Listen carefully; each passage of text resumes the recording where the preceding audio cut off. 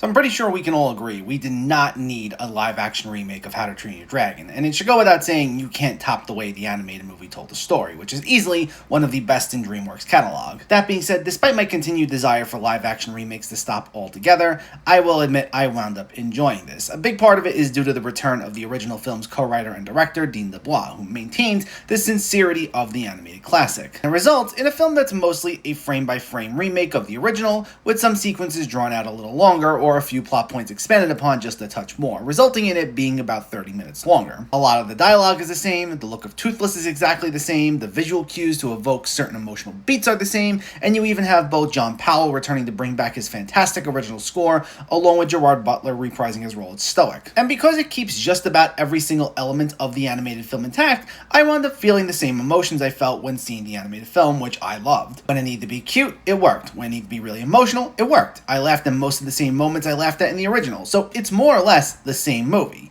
And it just begs the question,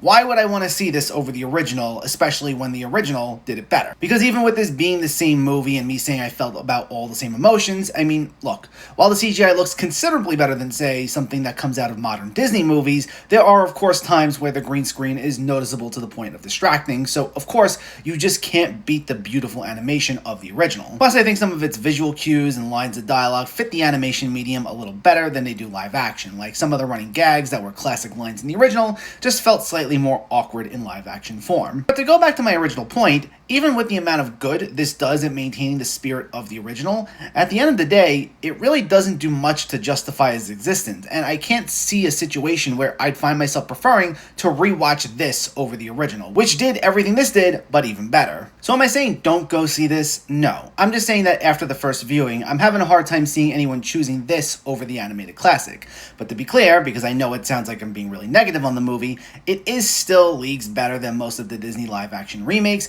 and because it manages to maintain the heart and spirit of the original, overall, I still thought it was a good time.